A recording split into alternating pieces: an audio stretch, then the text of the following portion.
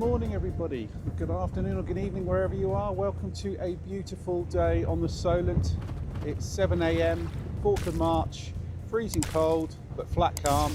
I'm on my way to Plaistows for my flight revalidation lessons. I'm really looking forward to this. It's been a long time, been a few years. Booked these a few weeks ago and luckily the weather is perfect for it.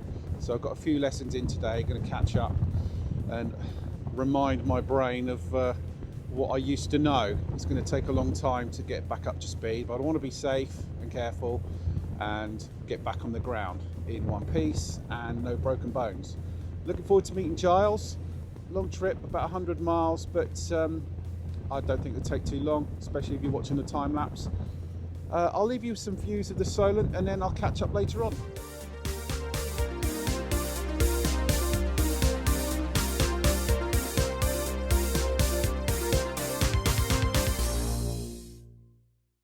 Oh, incidentally, if you just wanted to take this trip this morning, just rock up and take a ferry across the 1.5 mile journey across the Solent. It's going to cost you about £80 for a car. Yeah, I know. I think the cartel, the mafia, own White Link. Luckily, I pay for my tickets in advance on a block booking, and it cost me about 35 quid because it's an Islander thing. But yeah, you have to buy them in blocks of 10 at least, 10 or 20 or 30. So it makes it about 35, 36 pound a crossing at the moment. It's what it is. We accept it, but we don't like it. Anyway, here's some more views of the Solent.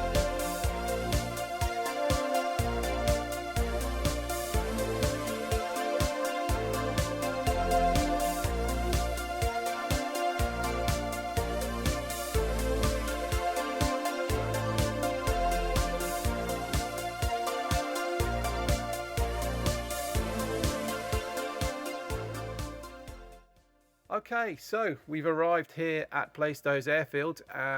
Nice trip up, pretty uneventful, slight worry in my car, but that's another story. The main problem is, as I've arrived here, fog. Yep, you guessed it. We've all been there, haven't we? We've turned up, bit of excitement in our bellies, looking forward to getting up in the air. And as you slowly arrive, things are slightly getting worse and worse and worse, and you turn up. But it didn't clear. The forecast was that it was going to be a little bit foggy in the morning and burn off pretty quickly, but it didn't turn out like that. It's a bit of a shame, but I'm not that downhearted. Spent a couple of hours with Giles looking around the farm strip and all the different aircrafts they got there. Had a look at the wonderful Delta Jet. Wow. What a difference from when I used to fly in the Flash and the Quantum. It just, even just sat in it and just moving the bar, it was like butter. Digital dash as well, which is just lovely. I'm looking forward to flying that. So big turnaround, come back home to the Isle of Wight, bit of car trouble. Not that it's anything to do with flying, but I think the caliper's gone on my front left brake, so I'm going to need 2 new brake discs, 2 sets of pads and a new caliper. And I've got a nice BMW, so that's going to cost me a fair whack. Wear and tear, I suppose. But yeah, I was a bit worried on the way back. The car was shaking like you wouldn't believe, and then it cleared, and then 10 minutes later it shook again. So I took it very steady, got myself home. So I'm sorry I haven't got anything to report on this trip. But I thought I'd share with you, the fact is, it's not always what you plan. You turn up and you hope for the best. It's that fog's going to burn away.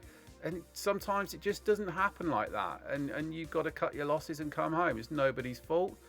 As long as you do your checks the night before or the day before or even a few hours before, that's all you can do. But don't beat yourself up about it. It's part of the hobby. It's part of the sport that we do. I forgot about this sort of thing, but it was a few years ago I flew. But yeah, but I thought I'd share with you the downside of flying. It's not all turn up, whiz bang in the air.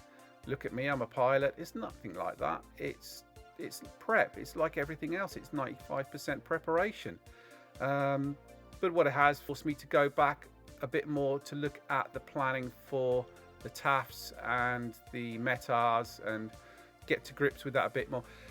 The good thing these days is you've got plenty of apps. There's one you can see on the screen now I'm sharing with you.